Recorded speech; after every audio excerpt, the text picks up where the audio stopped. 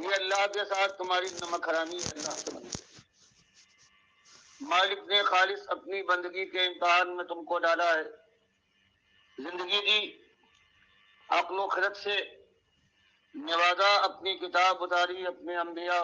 اور آخری نبی صلی اللہ علیہ وسلم کے ذریعے سے بتا دیا کہ یہ سارا کچھ امتحان ہے آخرت کی زندگی کے لیے، کہ یا تو ہمیشہ کی عیش کی زندگی گزارو گے یا ہمیشہ آگ کے اندر جلتے رہو گے۔ تو 10 20 50 سال کی یہ زندگی ہے، اس میں تمہیں اللہ نے ایک ہی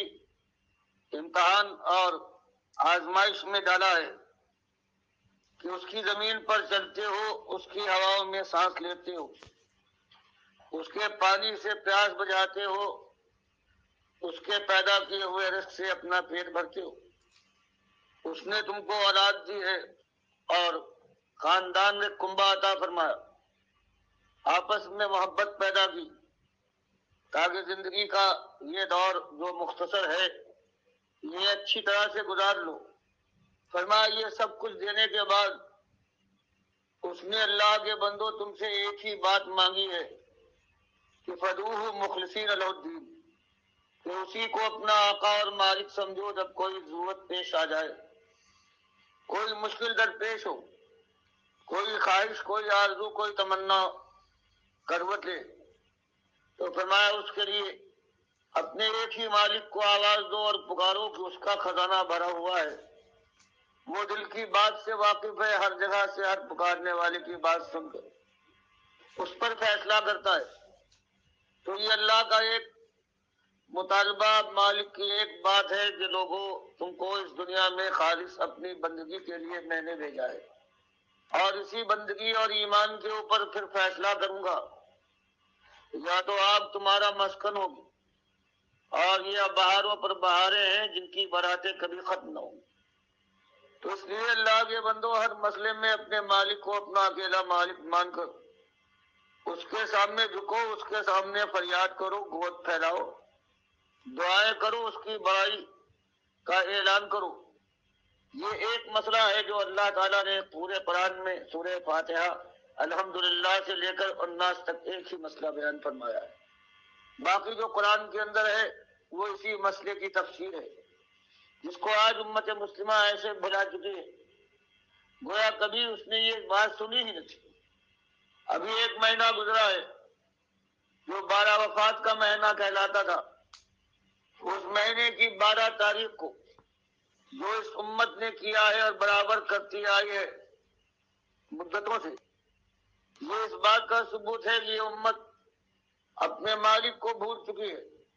اور اس کے نبی صلی اللہ علیہ وسلم نے پوری زندگی میں جو چیز بیان کی تھی کہ دیکھنا اللہ کے ساتھ کسی اور کو ساتھی اور شریک نہ بنانا، اور کہیں میرے ساتھ یہ ظلم نہ کرنا کہ جیسے عیسائیوں نے عیسیٰ علیہ السلام کو اللہ کا بیٹا بنا دیا تھا، کہیں میرے ساتھ یہ ظلم نہ کرنا، مجھے جب یاد کرو تو مجھے اللہ کا رسول مانو، اللہ کا بندہ مانو، بس میری حیثیت یہ ہے۔ اور اس امت کا آج یہ حال ہو گیا ہے کہ بھائی رسول صلی اللہ علیہ وسلم جو شرک اور کفر کے خلاف زندگی بھر جنگ کرتا آیا ہے، آج اس کو اللہ کے ساتھ شریک ٹھہرایا گیا ہے۔ کہیں یا رسول مدد کی آواز بلند ہوتی ہے، کہیں یا اللہ اور یا محمد لکھا جاتا ہے مسجدوں میں، دکانوں میں، مکانوں کے اندر۔ کہیں حال یہ ہے کہ اللہ کی نظر و نیاز کے بجائے یہ حلوہ پکتا ہے، اور یہ نظر و نیاز ہوتی ہے محمد صلی اللہ علیہ وسلم کی، اور نظر و نیاز یہ عبادت ہے اللہ کے لیے جائز اور سزاوار۔ اللہ کے علاوہ کسی اور کے لیے ہو تو کفر و شرک۔ 4 جگہ قرآن نے بیان کیا ہے کہ اس نظر کا کھانا جو ہے غیر اللہ کی، یہ سارے حرام اور نجس کھانوں سے زیادہ نجس اور حرام ہے، چاہے دیکھنے میں وہ ایسا نظر آئے کہ یہ روغن سے تر ہے، زبان پر رکھنے والے یہ سمجھے کہ لذت سے بھرا ہوا ہے، لیکن مالک نے قرآن کے اندر غیر اللہ کی نظر و نیاز کو 4 جگہ بیان فرمایا کہ یہ سور کے گوشت سے زیادہ حرام اور نجس اور شرک ہے۔ تو آپ نے دیکھا کہ اپنے نبی کے ساتھ اس امت نے کیا کچھ کیا، اور ان کا بڑا سے بڑا ہے، وہ کبھی تقریر کرتا ہے اور اس کے بعد تو اس کی زبان سے آخر میں نکلتا ہے یہ سب تمہارا کرم ہے آقا، کہ بات اب تک بنی ہوئی ہے، اور مراد آقا سے اللہ کے نبی صلی اللہ علیہ وسلم کو لیتا ہے، اللہ کو نہیں۔ آج کا یہ جو اللہ کا دشمن ہے چاہے کلمہ پڑھتا ہو، ہاں اللہ سے مراد لی جائے کہ ہاں آقا مالک ہے، اس کا کرم ہے، یہ بات الگ۔ لیکن آج اس امت کا عقیدہ یہ بن گیا ہے کہ یہ اللہ کے نبی صلی اللہ علیہ وسلم ہے، جن کی کرم فرمائی ہے، جن کی رحمت ہے، جو حاضر و ناظر ہے، عالم الغیب ہے، مختار کل ہے۔ اب اللہ نے ان کو اختیار دے دیا ہے، مالک الگ ہو گیا ہے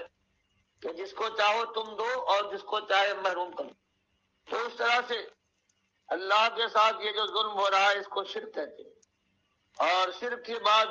اگر کوئی توبہ نہ کرے تو مالک قرآن میں فرماتا ہے، یہ 18 انبیاء ہیں سورہ الانعام میں، نوح علیہ السلام سے لے کر سارے انبیاء کا ذکر، موسیٰ اور عیسیٰ علیہ السلام، حضرت ابراہیم علیہ السلام، سب کا نام بنام اللہ نے ذکر کرنے کے بعد پھر فرمایا کہ لوگوں سمجھانے کے لیے ولو اشرکو، بفرض محال انبیاء شرک نہیں کرتے، لو اشرکو، اگر کہیں یہ شرک کر بیٹھتے ایک اور توبہ نہ کرتے، لَحَبِطَ عَنْهُمْ مَا كَانُوا يَعْمَلُونَ، تو زندگی بھر کا جو ان کا کام اور جو عمل تھا وہ سب برباد کرتا تھا۔ کوئی مالک اپنے نبی صلی اللہ علیہ وسلم سے خطاب کرتا ہے، فرماتا ہے وَلَقَدْ أُوحِيَ إِلَيْكَ وَإِلَى الَّذِينَ مِن قَبْلِكَ، کہ وہی ہماری طرف سے پہلے جتنے رسول گزرے ہیں ان تک آئی ہے، اور آپ کو اسی وحی سے نوازا جا رہا ہے۔ اور وہ بات یہ ہے لئن اشرکت لَيَحْبَطَنَّ عَمَلُكَ وَلَتَكُونَنَّ مِنَ الْخَاسِرِينَ، کہ بفرض محال ہمارے آخری نبی ہے محبوب ترین، اگر بفرض محال آپ بھی ایک شرک کر بیٹھے تو سارے اعمال آپ کے برباد ہو جائیں گے، مالک کے دربار میں دیوالی ہو کر پہنچیں گے۔ اسی بات کو بخاری مسلم کی نبی صلی اللہ علیہ وسلم فرماتے ہیں کہ من مات یشرک باللہ شیئا دخل النار، کہ جو اللہ کے ساتھ ایک شرک کر کے مر جائے، چاہے جتنے بڑے اس کے اعمال ہوں وہ آگ میں جائے۔ ومن مات لا یشرک باللہ شیئا دخل الجنہ، گناہ گار سے گناہ گار ہو، اگر اس نے شرک کرنے کی بجائے ایمان پر اس کی موت آئی ہو، یہاں تک کہ زمین کا چپا چپا اس نے برائی سے گناہ سے بھر دیا ہو۔ حدیث قدسی میں مالک فرماتا ہے لقیتہ بمثلھا مغفرہ، اگر ایمان کے ساتھ آیا ہے گناہ گار، ایسا گناہ گار کہ ساری زمین اس نے بھر دی، گناہ سے سیاہ کر ڈالی، لیکن مشرک بن کر نہیں آیا ہے، ایمان کے اوپر خاتمہ ہوا ہے، صحت کمزور اور شیطان کے غلبے سے وہ زندگی بھر گناہ کرتا ہے۔ فرمایا ایک دن ایسا آ کے رہے گا کہ میں اس گناہ گار کے ساتھ یہ معاملہ کروں گا کہ اپنی رحمت سے اس سے ملوں گا، کہ جتنی اس کی خطائیں ہیں ان کو میری رحمت ڈھانپ ملی، اور آخر کار یہ گناہ گار جنت میں پہنچا دیا جائے گا۔ بخاری مسلم کی حدیث ہے کہ مومنوں کا ایسے ہی ایک گناہ گار جو سب سے زیادہ گناہ گار ہوگا،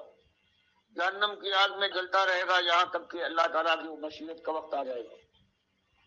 اور یہ آخری شخص ہے، باقی سارے مومن نکال لیے گئے ہیں گناہ گاروں، جن کو اللہ نے سزا دینا مناسب سمجھی۔ یہ آخری جب نکالا جائے گا کوئلے کی طرح سے جلا ہوا، تو پروردگار عالم اس کو نہر حیات میں ڈالے گا، اور اس کی کالب، اس کی جلن، سوزش سب دور ہو جائے گی، حسن و جمال واپس آ جائے گا، فرحت ہی فرحت ہو۔ تو مالک اس سے کہے گا میرے بندے اب مانگ جو تو چاہتا ہے، تیرے دل میں جو خواہش ہو، وہ کہے گا مالک وہ جلن مجھے یاد ہے، اور اب تو حسن و جمال ہے اور دل اور جگر میں ٹھنڈک ہے، اب مجھے کچھ نہ چاہیے، بس یہی کافی ہے میرے لیے۔ لیکن اللہ تعالیٰ اسے مجبور کرے گا، اللہ کے نبی سے ہم فرماتے ہیں یہاں تک کہ جو اس کے سمجھ میں آئے گا مانگتے مانگتے جب تھک جائے گا کہ مالک اب مجھے کچھ یاد نہیں آتا، تو اللہ تعالیٰ اسے کچھ باتیں اور بتائے گا کہ یہ بھی مانگ میرے بندے، تو نے یہ تو مانگا نہیں، اور جب سب اللہ اسے بتا چکے گا پھر کہے گا کہ تو نے مانگا میرے بندے، وہ میں نے تجھ کو سب کچھ عطا کیا، اور جو تو بھول گیا تھا اور نہیں مانگ پایا تھا میں نے بتایا، تو نے پھر مانگا تو میں نے وہ بھی تجھے دیا، اور ابو سعید خدری رضی اللہ تعالیٰ عنہ جس بخاری مسلم کی حدیث کے راوی ہیں، وہ کہتے ہیں اللہ کے نبی صاحب نے فرمایا اور پھر اللہ کہے گا کہ تو نے مانگا اور میں نے بتایا یہ بھی دیا اور اس سب کا 10 گنا اور دیا۔ سبحان تو اللہ۔ یہ ایمان کی یہ برکت ہے جس کو آج لوگ پیراہن سمجھتے ہیں، لباس کی طرح سے جس طرح چاہے پہنے اور جب چاہے اتار پھینکے۔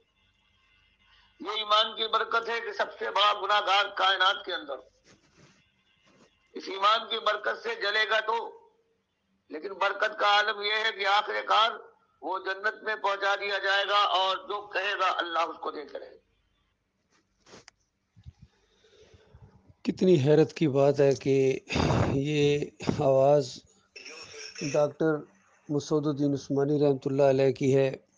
اور کس قدر زور دے رہے ہیں کہ دیکھنا شرک نہ کرنا، شرک کر کے آئے تو مارے جاؤ گے۔ ان کی جماعت کے اندر ان کے ناخلف جانشین جو اس جماعت کے امیر بنائے گئے محمد حنیف نے اسی جماعت کے اندر پھر شرک کا انجیکشن دے دیا، سجدہ تعظیمی کا شرک لے کے آ گیا کہ پورا خاندان یعقوب علیہ السلام کا، کہتے ہیں یوسف علیہ السلام کے سامنے سجدہ ریز ہو گیا، بس کہانی ختم ایمان کی، اور توحید ختم، اور شرک کو انہوں نے اپنا ایمان اور عقیدہ بنا لیا۔ حالانکہ وہ شکر گزاری کا سجدہ تھا جو اللہ کو کیا گیا، اور پورے قرآن کے اندر یہی چیز ہر جگہ اللہ نے بیان کی ہے۔ سورہ مریم 58 نمبر آیت نص ہے، اور سورہ آل عمران 80 نمبر آیت کہ سارے انبیاء اللہ کو سجدہ کیا کرتے تھے، کسی اور کو نہیں۔ پھر ڈاکٹر عثمانی رحمۃ اللہ علیہ کی تشریح بھی موجود ہے، فتویٰ بھی موجود ہے کہ جس کا ایمان خراب ہوتا ہے وہ اس طرح تفسیر کرتا ہے کہ یوسف علیہ السلام کو سجدہ ہوا۔ ہر اینگل سے انہوں نے سمجھایا کہ دیکھو لہو کی ضمیر اللہ کے لیے، اللہ کو سجدہ ہوا ہے، یہ ان رحمتوں اور برکتوں کی وجہ سے جو اس خاندان کے اوپر کی۔ بہرحال معاملہ صرف محمد حنیف صاحب کا نہیں ہے، یہاں سارے اس کشتی کے اندر سارے جو ہیں وہ کسی نہ کسی شرک کے اندر ملوث ہیں، کوئی کم کوئی زیادہ، وہ بریلوی ہوں، اعلیٰ حضرت ہوں، یا ابو العلا ہوں، یا خادم حسین رضوی ہو، طارق جمیل ہو، تقی عثمانی ہو، ڈاکٹر اسرار ہو، ڈاکٹر ذاکر نائک ہو، کہیں نہ کہیں شرک کے ساتھ ان سب کا لگاؤ ہے، اور خاص کر کفر بالطاغوت نہیں کرتے ہیں۔ جو شرک اور کفر پھیلانے والے ہیں ان کو اپنا ہیرو مانتے ہیں، ان کو اپنا آئیڈیل مانتے ہیں، حتیٰ کہ یہ علی انجینئر جیسا یہ نوجوان جس کو اچھا خاصا اللہ نے علم دیا اپنی حیات کا، لیکن کفر بالطاغوت نہیں کرتا ہے، جن کا شرک واضح کرتا ہے پھر انہی کو اپنا امام بناتا ہے، انہی کو اپنا لیڈر مانتا ہے، انہی کو رحمۃ اللہ علیہ کہتا ہے۔ یہی توصیف الرحمن رشدی کا معاملہ ہے، دوسروں کے شرک کو واضح کرتا ہے لیکن اپنے شرک کی بات آتی ہے، اپنے بتوں کی بات آتی ہے تو پھر دفاع میں کھڑا ہو جاتا ہے۔ یہ سارے کوئی مسلک ایسا نہیں ہے، بریلوی ہوں، دیوبندی ہوں، اہل حدیث ہوں، سلفی ہوں، سعودی ہوں، یہاں کے آج کے حنبلی ہوں، اور یہ حنفی ہوں آج کے۔ حالانکہ ابو حنیفہ رحمۃ اللہ علیہ کا عقیدہ بالکل صاف تھا، شرک کے وہ دشمن تھے اور امام الموحدین ان کو کہا جاتا تھا، لیکن یہ ان کے نام سے منسوب ہونے والے دیکھیں آج کس طرح فرقوں کے اندر بٹ گئے آگے، اور شرک ان کی رگوں کا خون بن گیا۔ آج جتنے مسلک ہیں سارے آخری نبی محمد صلی اللہ علیہ وآلہ وسلم کے ساتھ اپنے آپ کو منسوب کرتے ہیں، لیکن کوئی ایک بھی مسلک ایسا نہیں ہے، کوئی ایک بھی ملک ایسا نہیں ہے جہاں خالص ایمان کا راج ہو اور ایمان کو وہاں اہمیت حاصل ہو اور شرک کے ساتھ دشمنی کی جائے اور شرک ناپید ہو۔ کوئی ایسی جگہ نہیں، پوری زمین شرک سے بھر گئی۔ اب ہندوؤں کو اور سکھوں کو اور دیریوں کو اور یہودیوں کو اور عیسائیوں کو کیا گلا کیا ہے، یہ اپنے ہیں جو مسلمان کہلاتے ہیں، یہ فرقوں میں بٹ گئے ہیں، اور توحید کی جماعت جو ایمان کی بنیاد کے اوپر اٹھی تھی، کفر بالطاغوت کی بنیاد کے اوپر اٹھی تھی، ان کے عقیدے کے اندر خرابی آ گئی ہے۔ بہرحال بڑے لیول پر کوئی ایسا عالم دین نہیں ہے جس نے کلی طور پر شرک کا رد کیا ہو سوائے ڈاکٹر عثمانی رحمۃ اللہ علیہ کے، اور ان فرقوں والوں نے، مسلک پرستوں نے، بے ایمانوں نے، سب نے مل کے ان کی مخالفت کی ہے، چونکہ ایمان کے یہ دشمن گروہ ہیں، مسلک ہیں، فرقے ہیں، اور اسی وجہ سے آج مسلمانوں کو پوری دنیا میں مار پڑ رہی ہے، ذلت اور خواری ان کی بڑھتی چلی جا رہی ہے، کیونکہ شرک ان کا بڑھتا چلا جا رہا ہے، توحید کی دشمنی ان کی بڑھتی چلی جا رہی ہے۔ ایسا انہوں نے ایکا کر لیا، گویا وصیت کر کے جاتے ہیں، دیکھنا توحید کی بات کو نہ ماننا، اس لیے انہوں نے صف بندی کی ہوئی ہے ایمان خالص کے خلاف۔ بہرحال ہم مایوس نہیں ہیں، ہم ایمان خالص کے اوپر قائم ہیں، اور توحید کی جو دعوت اٹھی ہے پاکستان سے الحمدللہ، یہ ہماری دل کی آواز ہے، اور انشاءاللہ اس ایمان کی شمع کو ہم بجھنے نہ دیں گے اللہ کے فضل و کرم سے، اور اسی کے لیے جئیں گے اب، اور اسی کے لیے مریں گے۔ اس کے علاوہ نہ جینے کا شوق ہے اور نہ کوئی مرنے کا معاملہ ہے۔ اللہ کے بندو، جب مرنا ہی ہے تو ایمان خالص کے ساتھ کیوں نہ مارا جائے، توحید کی وجہ سے۔ تو یہ معاملہ ہے۔ کچھ لوگ بچ گئے ہیں ایمان خالص کے اوپر، باقی اکثریت کو محمد حنیف لے کے کفر و شرک ان کے رگوں کے اندر ڈال کے اور ان کو مجاہدوں کو مجاور بنا دیا اور آپس میں دشمن بنا دیا۔ بہرحال یہ اپنے اپنے نصیب کی بات ہے۔ ڈاکٹر عثمانی رحمۃ اللہ علیہ پوری زندگی ایمان کی جنگ لڑتے رہے، اللہ کے وقار اور عزت کی جنگ لڑتے رہے، شرک کے ساتھ بدترین دشمنی انہوں نے کی، اور توحید کے ہر جگہ درس دیتے تھے، لیکن ان کے مقابلے میں یہ محمد حنیف ہے، اس نے شرک کے دروازے کھولے اور مومنوں کی جماعت کو پھر مشرک بنا دیا۔ بہرحال اللہ کی یہی مشیت ہے، جو ہونا تھا، چونکہ اللہ بے نیاز ذات ہے، اس کو کسی کی بھی پرواہ نہیں ہے، اور اگر کوئی ایمان کے اوپر جم جائے تو مالک ایسے لوگوں کا ساتھ چھوڑنے والا نہیں ہے، مالک ان کو کامیاب کر کے رہے گا انشاءاللہ۔ اللہ تعالیٰ سے دعا ہے مخلص لوگوں کو اللہ تعالیٰ ہماری طرف ان کا رخ کرے، ان کے دلوں کے اندر ہماری محبت پیدا کرے، اور ہمارے دلوں کے اندر مخلص مومنوں کی محبت پیدا ہو، اور جو فریبکار قسم کے دوغلے لوگ ہیں اللہ تعالیٰ ان کو ہم سے دوری رکھے، اور ان کے شر اور فساد سے اللہ تعالیٰ ہمیں بچائے رکھے۔ مالک ایمان کی اس بات کو بڑھائے، اور پوری دنیا میں انشاءاللہ یہ دعوت پھیلے گی اور یہ غلبہ پکڑے گی انشاءاللہ۔